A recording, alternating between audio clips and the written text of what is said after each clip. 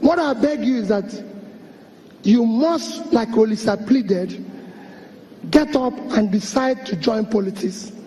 My dear people, the society we have them to abuse today will take its revenge on all of us tomorrow. Alright guys, before I guys take a listen at that video to the end, I would love to get your thoughts and comments in the comment section. Let me know what you think about this video, because this is a powerful speech from His Excellency P2B. Watch to the end guys, and let me know get your thoughts in the comment section.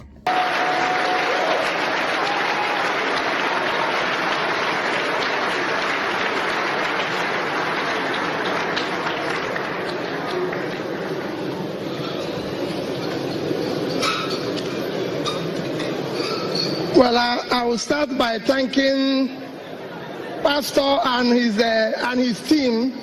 But I'm sure if you're in my position, you'll be feeling so bad standing here that everything is being said about politicians, and I'm the only politician here. Well, let me thank the pastor. This is a wonderful, wonderful work. I came here and listened to all the speeches. The reason why I wanted to know what is all this all about. When I was invited, I've never seen this before. I've never watched it before. So when they invited me, they insist, oh, I must. But they kept texting me, and they said, well, let me just come and see what these people are doing around this place. I didn't know it's a place where politicians run into trouble. We have a country. We have a country where I give you a few. I know they say statistics don't work, but I need to use a few statistics to tell you how good and bad things are and what you can do based on what every speaker here has said. This year, your country is expected to, our expected revenue for this year is 7.2 trillion from both the states and the federal government. The expected expenditure is 11.4 trillion. It's 11.4 trillion. That's a deficit of about 4.2 trillion. This is the type of debts that have already been incurred a year ago by the same government. They will tell you today that Nigerian debt to GDP is under 20%, is small. That's what you hear. This year, the federal government provided for debt servicing 38% of their budget, of the revenue, 38% to service the debt. Because the revenue they are getting is not enough, half of the year, they use 51% to service the debt, and they are borrowing more. You will hear words like, we are going to spend our way out of recession. I'm sure you have heard it. There's nothing wrong in borrowing. Let me say it here. Just like we are talking about selling assets, there's nothing wrong in borrowing. But the question is, what are you borrowing for? In a recession, the only way to come out of recession is to do what? Spend for growth. And you can only spend for growth either from savings or from borrowing. And since we don't have savings, you've heard it, how our savings were squandered, whether it's crude, excess crude, anything, by the governors, everybody was right. The money is gone. But now, in order to spend, we need to borrow. And there's nothing wrong in borrowing. But the question is, what are you borrowing for? Are you borrowing for consumption? Or are you borrowing for production? The fear is that we are borrowing for consumption. Because we can't see what we used the past borrowing or what we sold before for. And that is the crisis we face. And that is the critical thing everybody has to watch. When you borrow for consumption, when you have no savings, you're heading for a disaster. And I give you an example using two countries. When they talk about debt to GDP, the the country with the highest debt to GDP is Japan. Japan debt to GDP is 246%. However, Japan have the highest net asset of any country in the world. They have 1.3 trillion in US bonds and dollar bonds and everything. So they have money, so they can afford to borrow. Greeks have 180%. Because they didn't have money, they collapsed. Because there was no savings. And that is the crisis. So when you see people like me say when they wanted to give money to governors and say bailout, I was a governor, I should be supporting it. But I disagreed. I said no, before we give them the money, let them tell us what they are doing, because it is wrong for us to pay a bill of a drunk while he's sitting in the bar. He has to come out of the bar first, and he will settle what he has drunk before. And that is where I disagree. I believe that, for me, I don't want to talk about federal government today. My topic is, the topic they gave me is cutting the cost of governance. And I don't want to talk about federal government. Other experts will talk about them, but let me talk about where I serve, the subnational government.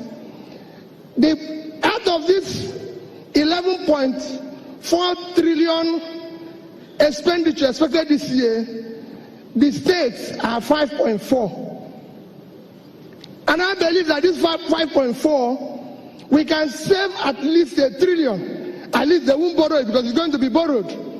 We can save 1 trillion. And people will say to me, how are you going to save it? How? One, I always say it.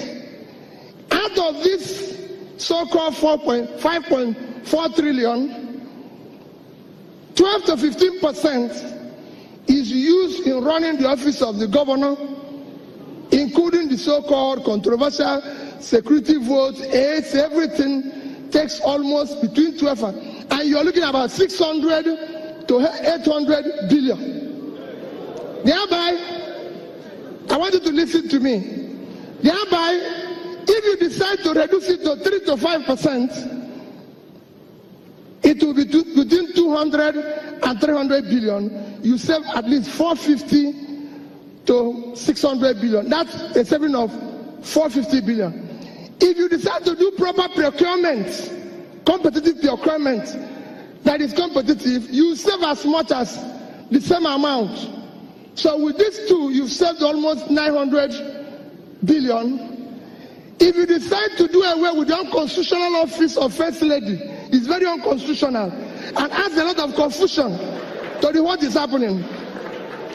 It costs an average state today about 2 billion to run that office. And all the office does is create confusion. So if you do away with it, as 2 billion average in a state, you have saved additional to 2 billion, which is 72 billion naira. Add it to our 900, we have 970. If you decide today, the average, most states have about an average of 6 bulletproof vehicles. Today is about 100 million naira for one. And if you times it, 100 million today, times 6, then times 36, it comes to about 21.6 billion. But if you reduce it to 2, it will be about 7.2 billion, and you save about 14 point something billion. If you decide, the average government house have about 25 jeeps. Today's price is about 35 to 40 million. So you're looking at an average of, if you use 35, is 875 million naira each, multiplied by 36. Again, if you reduce it from 25 to 8, you save about 15 billion. We don't need dispatch rider or whatever these people that create a lot of noise. You don't need that machine. You can go without them. Each of those machines, each of those machines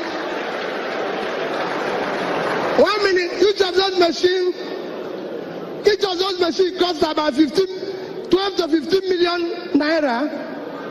And I can tell you, most states have about 6, 7, 8 of them.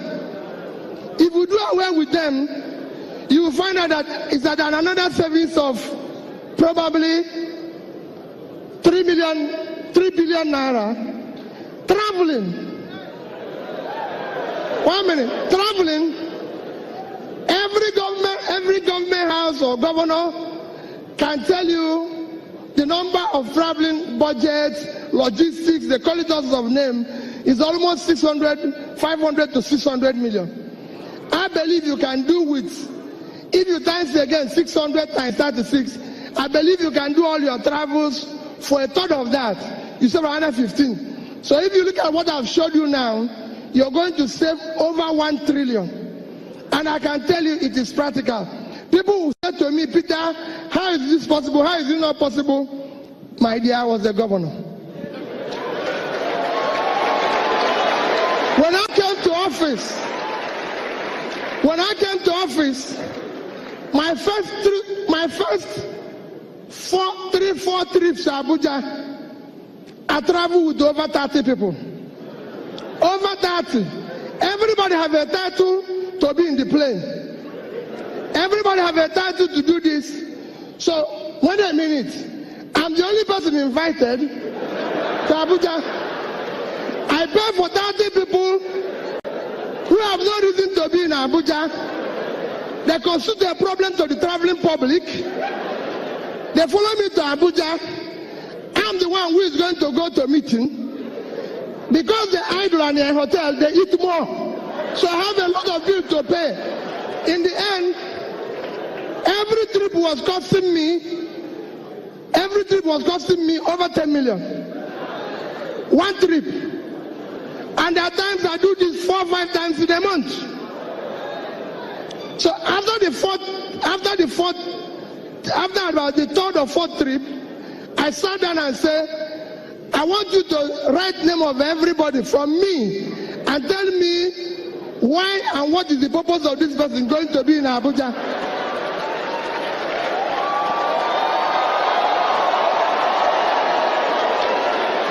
And what did they do? What happened? What did they do? When they finished, I found out the only person that needs to go to Abuja is me. So I said to them, leave it, because some of you must have heard P2B travels alone. No, because the other people, I don't need them in Abuja. I give you an example.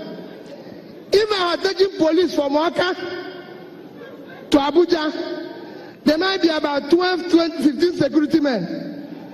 And then each time I go, let me use today's pricing. One ticket one way is about 30,000.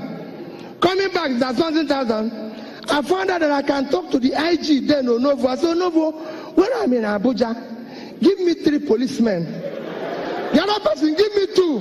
When I'm going, I give them 5,000, which is not up the ticket of one person going. I say, give 2 people. So nobody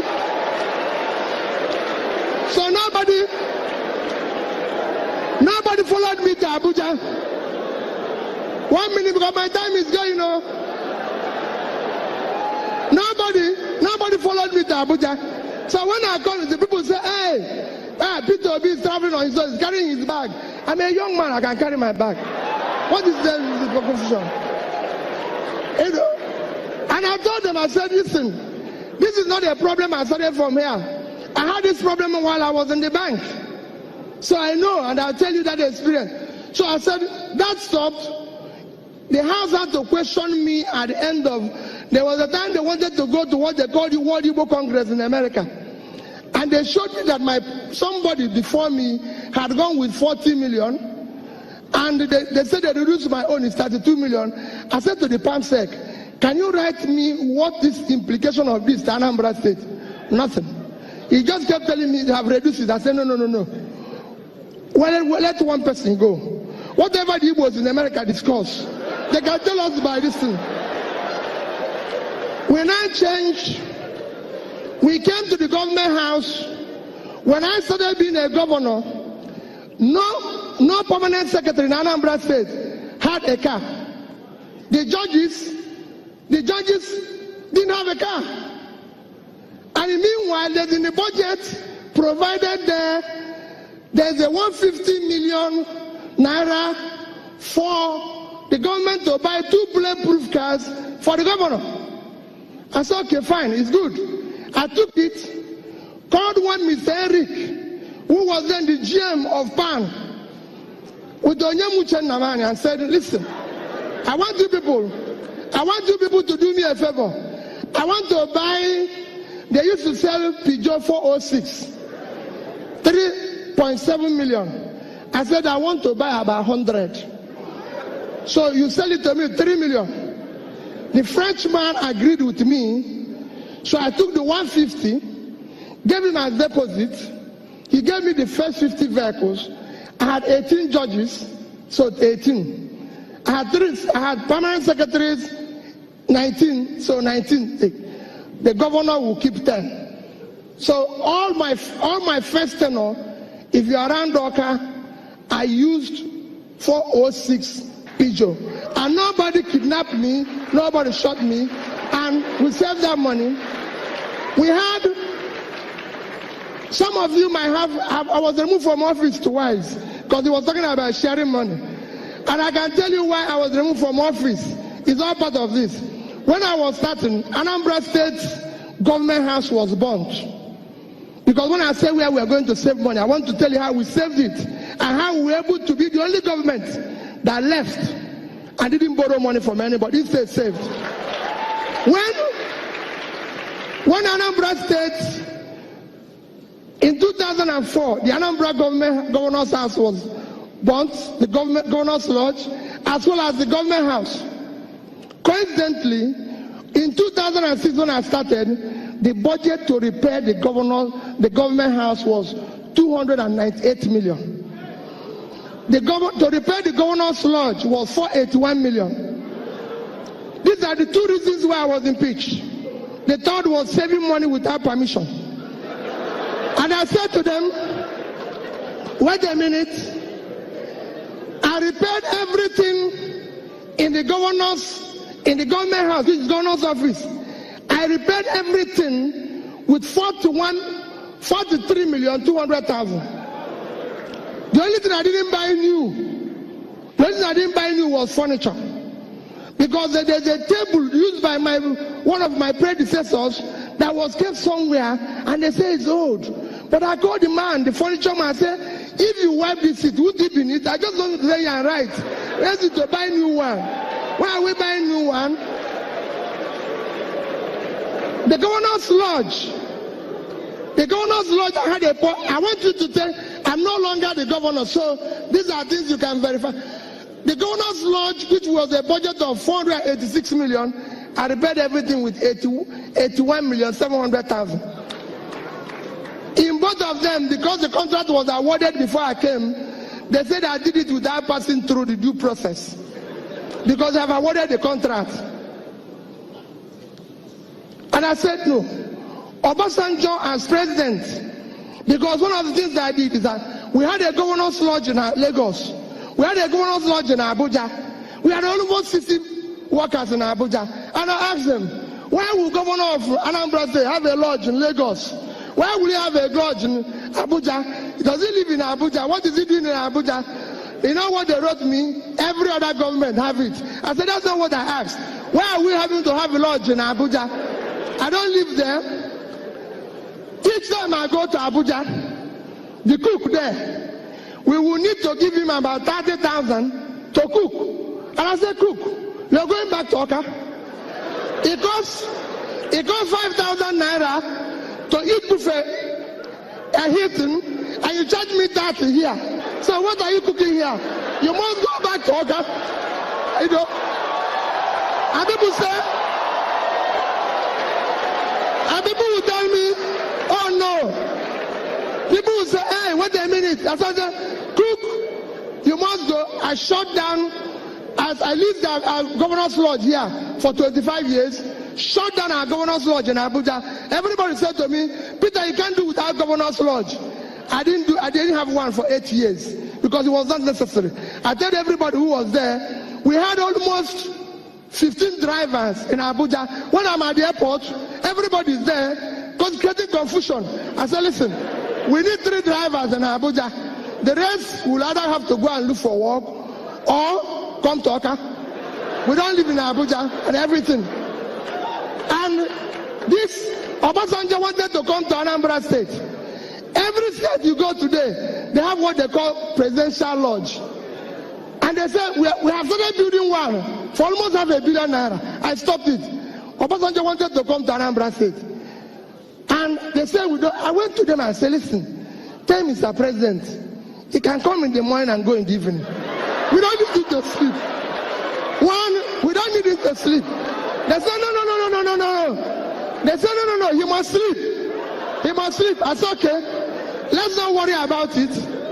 I went to him, the day I'm telling you what, I went to him, he came in October, end of October 2006. I went to him, I said to the chief of staff, I said, tell him please, he can come in the morning. He said, no, he must sleep, he's doing this. I said, okay, no problem. I called the people, say, since he cannot stay in a hotel, and he must sleep, come and see where I live. This is where I live. If this place is okay for him, I will give you the key for 1 month. Then I will go. When he goes, they were very nice to me. I can tell they were very nice. They said to me, we need it for only 1 week. So I came back and told my dear wife, she's the only one who has property there. I said, bring out your thing. The president is going to sleep in this room. We are going to give them the key. I went across to a hotel called Pactonia.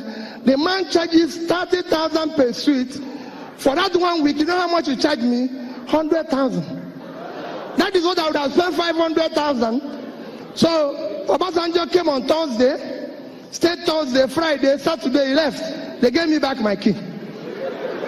And I saved 500 million, which I would have used to do the lodge. I would have been maintaining it by now. So Anambra State does not have a presidential lodge because the president doesn't live in Anambra State. He lives in Abuja.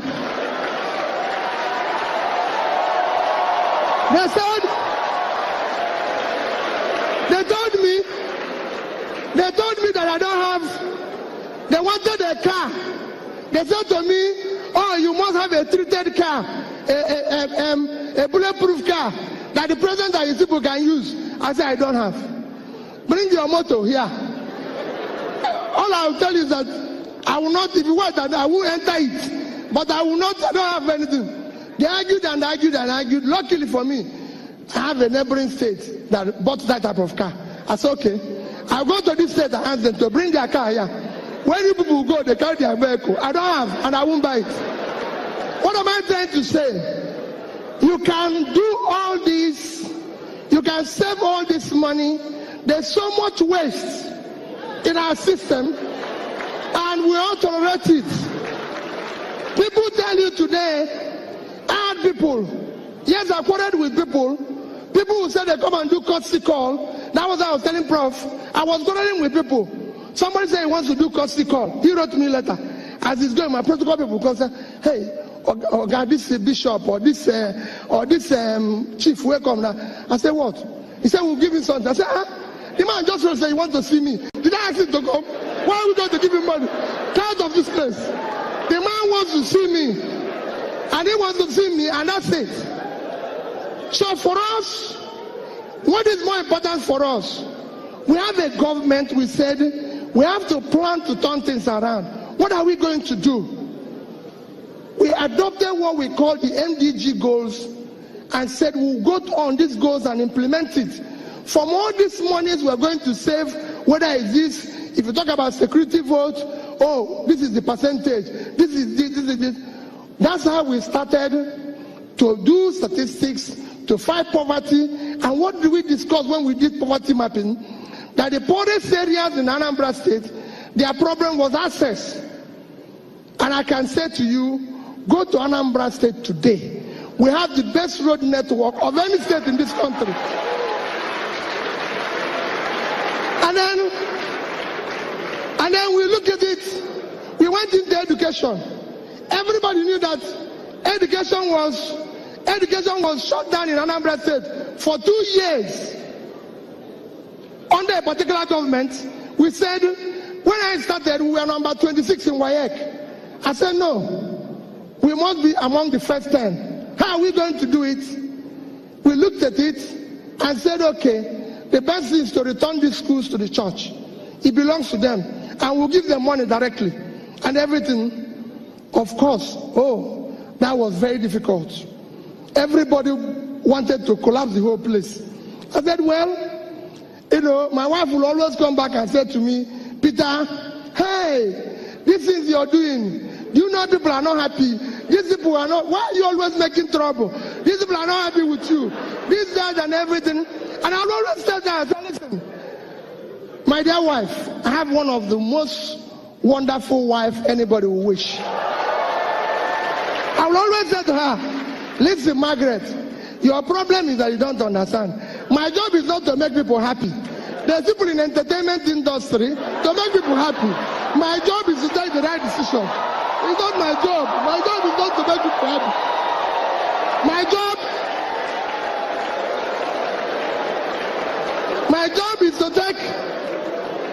job is to take the right decisions for the benefit of the people. I'm telling you why I was impeached. The third reason why I was impeached is that I was saving money. I said, listen, this is the only country in the world that has a diminishing assets called oil, and they are not saving money. Every other country has it as a law that a portion of this money must be saved. So I said in Anambra State, we must save. It is a critical thing, we must save. And I'll talk about it so when we went to education, I said, I don't want money again to be given to the Ministry of Education. Money must go direct to government from our purse to the church. They went and reported to the federal government because their money was involved. Of course, federal government set up a panel which came headed by Governor of Rivers State today. I said, come. I said, money should not be given to ministry because I saw that there are so many toll gates that will stop the money from being spent. Give it to the church. When they came and showed them, this is the church school, this is church school, this is our own. Our own was not working. But what happened? In less than 3 years, 2011, 12, 13, Anambra was #1 in WAEC and NECO. All this was possible because of the change we brought. We started saving money. Everybody would tell me, say, Peter, why are you keeping this money? Why are you doing this? Let me give you the instance. Today, Anambra remains the most financially stable state in this country. If you don't know, the day I left government, 17th of March, 2014, I had in Access Bank, a bank in Nigeria, $50 million, I repeat, $50 million and about 7 billion naira. It's a bank in Nigeria. I'm sure Access Bank people are here. You can go and verify. I have a Fidelity Bank, a bank in Nigeria, $55 million, $55 million and over 10 billion naira. I had in Diamond Bank, a bank in Nigeria, $50 million. What I had the day I left was $155.4 million. By yesterday, in terms of the yield, because we called it future generation money, I was supposed to terminate at 2050. By yesterday, it was worth $185 million. If you multiply it today, that is about 500. Because when you hear that Peter Billion 75 billion, if anybody doubts it, call me. I know where the money is. I kept it. And on that day, and I said, on that day that I left, as of December 2013, I did not owe any teacher, anybody at the local government level, gratuity. As at the day I left, anybody in the civil service was not being owed gratuity or pension or salary, and no contractor had a certificate that is pending. I was one that bought the highest number of vehicles as a governor from PAN. It's there. They gave me a certificate. From Kaduna, I started Innocence Factory. When Innocence came to Anambra State, I laid the foundation. I laid the foundation of Innocence Factory, and when it was completed, I brought President Jonathan to commission it, and then and there ordered from him 1,000 vehicles. That 1,000 vehicles, how did I do it?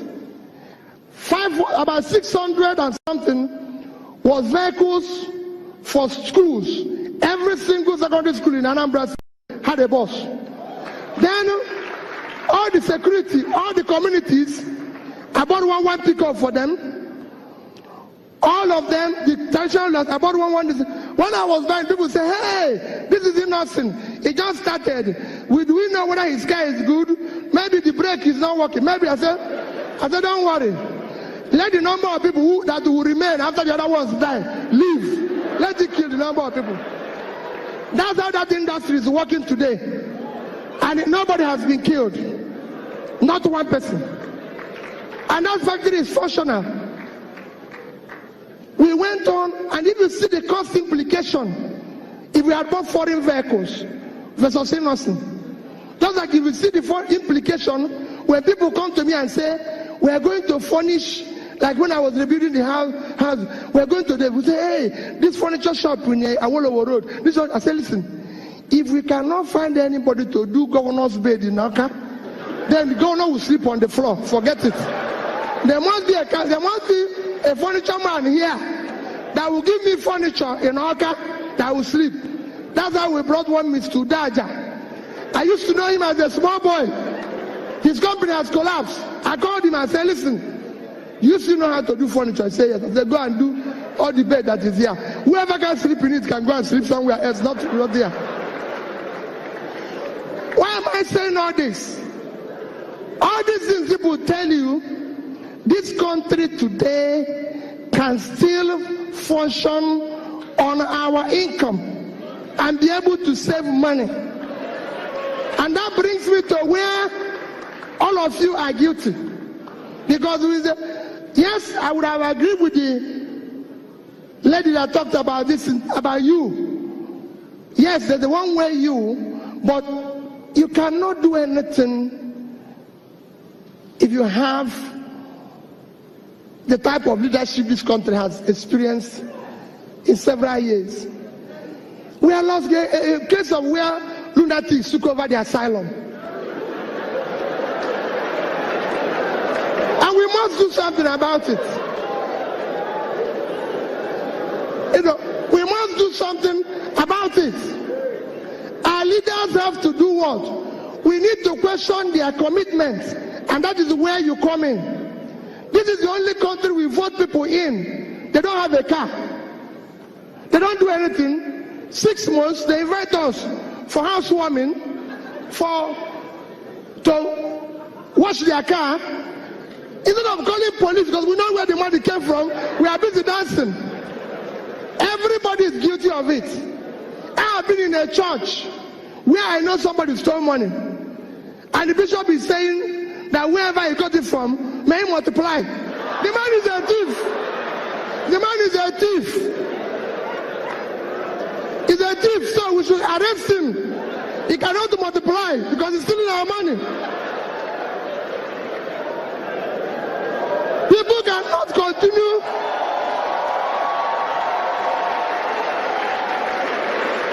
If anybody in government comes to tell you, everybody have good story to tell. If anybody see you, you write a paper, I've done this road, go to the road. I built a university from the scratch. It's in Ibadan. I built a teaching hospital from the scratch. is in Oka, the fastest one. So let people say where they did it. Don't tell us in pages of newspaper. Don't give us awards. We want to know. If you say we want to export rice, let's eat the rice first. Let's have it. So all this is for you to take back the government. That is where I join Olisa in asking you. You can be the change. Stop celebrating criminality. Let us say we cannot allow these people. It is your future that they are toying with, including me. We've wasted your time. People are talking about Bill Gates, Steve Jobs. 1 minute. Let me tell you. 1 minute. Let me tell you. If any of them is here, let me tell you, if they were here, they would succeed. Quote me anywhere. 1 minute. I went to school. I've been to the best of schools. I've been to the best of schools. I've been to Oxford. I've been to Cambridge. I've been to all of them. And I tell you what. How many have you ever seen anybody in this country who walked into the bank and was giving money based on intellectual capital? They will tell you to bring your grandmother's house, your father's old house, by the time you finish it, that's it. Bill Gates was given $1 million. Go and read the history of Microsoft by a bank for a young boy who was in a garage. Steve Jobs and his friend Wozniak was given $2 million. Who would have given them that type of money here? Nobody. Let me tell you, Steve Jobs went and brought John Scully. John Scully was the CEO of Pepsi. Steve Jobs sent him a text and continued to send him a text. Do you want to continue selling sugared water, or do you want to be part of changing the world? One day, John Scully got up and said to Pepsi, where is president and CEO? I'm leaving this company. I want to go and join these small boys in a garage. Which person will do it here? His people will say that they don't do a medicine. No. Nobody will do it. That's what we have. The government will not support you. You do anything here, the government will not patronize you. They will not patronize the white man. They will not do it. So there's so many things we take against. That is where a journalist had to say, let us take it back. Let nobody tell you there's not enough money. No. Tell me what a governor in Nigeria needs a dispatch rider for. What for? If I tell you how we stop fuel, we used to have a fuel dump when I was governor. Fuel dump. It was costing us almost 30 million a month. I said, what is it? They say, hey. I said, shut it down. I found out that my convoy in the first 2 weeks, because it was about 22 vehicles, was costing us about 300,000 to buy fuel. Of course, you know what happens to half of it. So I said, okay, you know what we are going to do? Bring down the convoy. People in Anambra here, yeah, I don't use her. I asked them, carry this thing and go. Pack it. My convoy is 5 vehicles. And you cannot buy fuel unless I'm inside the car. So I will pay them. No more.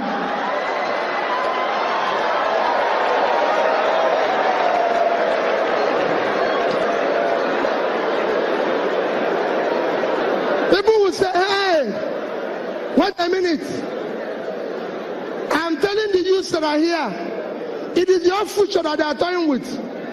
I have children, I have kids. I have 2 lovely children that are graduates.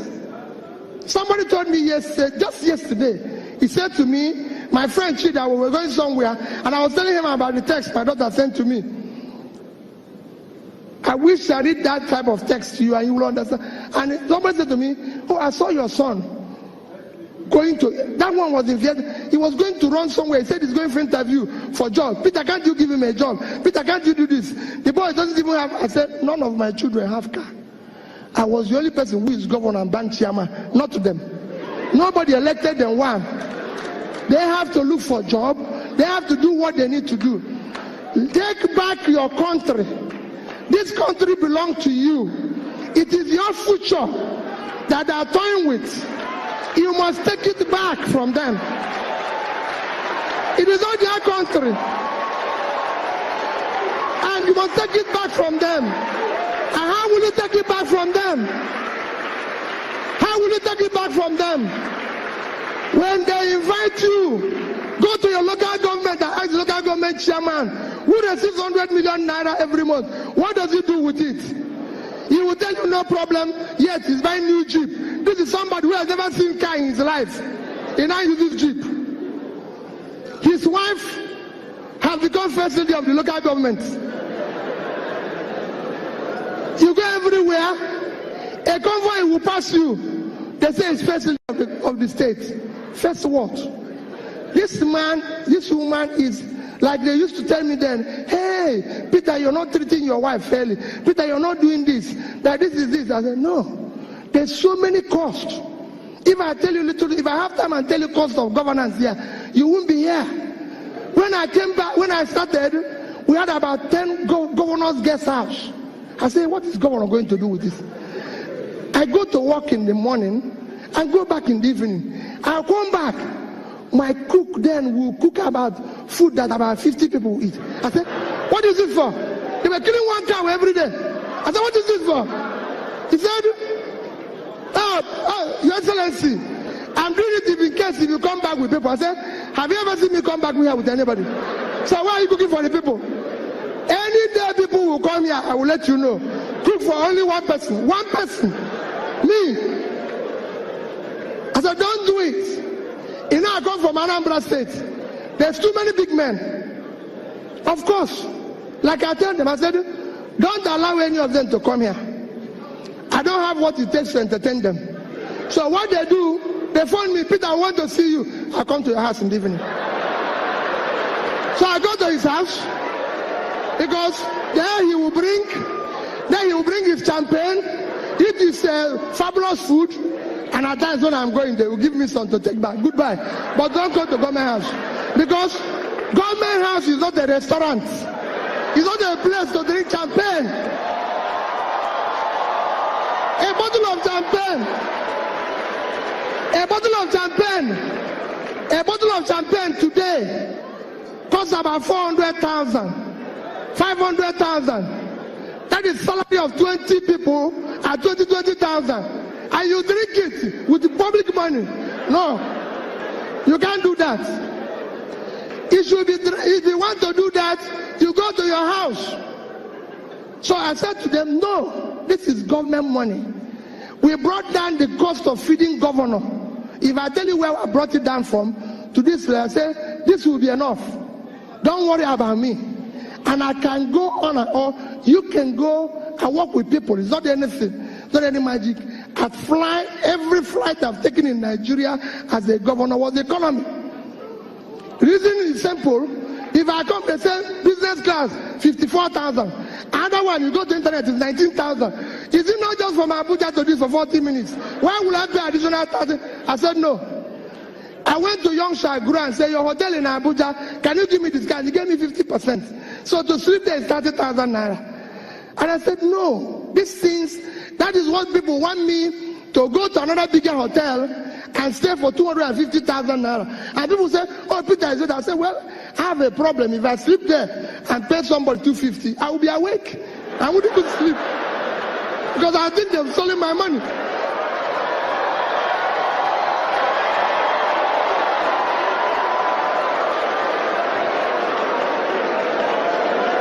Because I would think they have stolen my money. So it is important that you understand our government, we need to shut down cost of governance. No state government needs a house in Abuja. The governor doesn't live in Abuja. They don't need all this. Nobody wants to kill you. I was governor for 8 years without bulletproof car. I must tell you that I bought one, but I didn't use it, and nobody killed me. I was using Prado. They will say, hey, it's not balance, it's not this. Another thing they keep telling me, that government vehicles, because of the high traffic, is every 6 months. I say, wait, if you remove this car from here, because you know what they do? They take it into auction and say, I say, no, this car is here for the term. We will use it. It's functional. What do people think you're doing to yourself? We must shut down. And people say, where did you get money? To say, where did you get money? We got those monies. We were owing gratuities and pension of people for 35 billion. We were able to pay it because we have to shut down everything. I said, this cannot happen. Nobody will ever tell you that he came to a party while I was governor for 8 years. It's not a party, it's not a nightclub. No, it's governor's lodge. When I finish, I go home. If anybody wants to dance, he goes to nightclub. That is his business. And so all I'm trying to say is that we can change. No visitor we put in a hotel if you have any value to offer. And go and check. We are #1 in implementation of MDG. We got an award for it. I spoke at the UN. Go to European Union. We are #1 in European Union while I was there. Why am I saying this? We were able to meet up every obligation. So my dear people, yes, it's good to stay here and feel bad and do everything, but let me beg you, you have no other country except this one. And only you can build this. If anybody is telling you, those people out there, they don't know you. They don't care about you. If they care, they will do things differently. You will see it in their behavior. You will see it in the way they do things, the way they feel, the way they move, and everything. In that, because they are doing that, what I beg you is that you must, like Olisa pleaded, get up and decide to join politics. Get up and decide to be part of it. The man who is leading the revolution in Hong Kong is 17 years old. He's 17 years old. My dear people, the society we have them to abuse today will take his revenge on all of us tomorrow. Like P2B said, that 2027 will be his last ticket to contest as the president of Nigeria. Like, once he did not win the next election, he's no longer going to contest. I mean, in Nigeria, we have just this last chance to make it right. I'm not saying that P2B is a saint or P2B is a god, but at least when somebody have served before, you can use it to judge what the person can do in the future. Yes, what P2B did in Anambra State in 8 years is recommendable. Like, if he can duplicate everything he did there in Nigeria, Nigeria will be better than it is right now. Because the level where we are right now is the level where people are easily bribed with 1,000 naira that cannot buy you a loaf of bread, that can't buy you anything tangible to eat. That's the level where Nigeria got into. So the government are weaponizing hunger so that people can be easily bribed. And these are all agendas, or let's say all strategies for the next election. Because when you're hungry, you cannot say no to bribe. That just it. Then so it takes a Nigerian that have suffered a lot to know that taking 1,000 naira is destroying our future. So we need to do the right thing by standing with the right person. Like P2B said, that he's not going to coalesce with anybody. He's coalescing to make Nigeria great again. Even Erufai have said the same thing, that they are not coalescing just for quality's sake. They want to coalesce and remove this APC government from seats. I think that was my last post on my video, on my channel. We need people that are conscious of the country, not just for their next election. Because this government now, they are all working in hand for their next election to win it. Because how can there be a massacre in Benue State and then our leader went to Benue State, instead of mourning, they are organizing a party to welcome the president instead of mourning the lost souls. This is the level where it has gotten into. P2B have never visited any state and then they require anything. He even go there and donate to and also sympathize with those that lost their life. This is someone that understands and that have conscience about the country that they want to lead.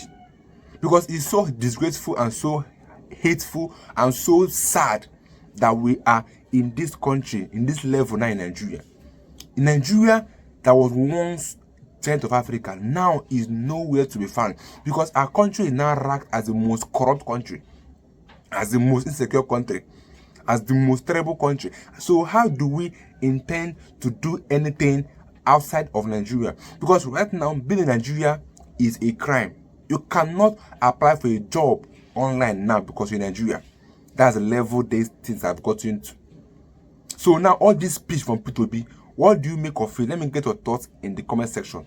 This is a long video, and if you watch to the end, I'd love to get your thoughts and views in the comment section, guys. Don't forget to subscribe and click on the share button to share to people who also watch and hear this powerful speech from P2B. Let me get your thoughts on that in the comment section. I'll be getting my next video. If I need to subscribe, it's your boy again.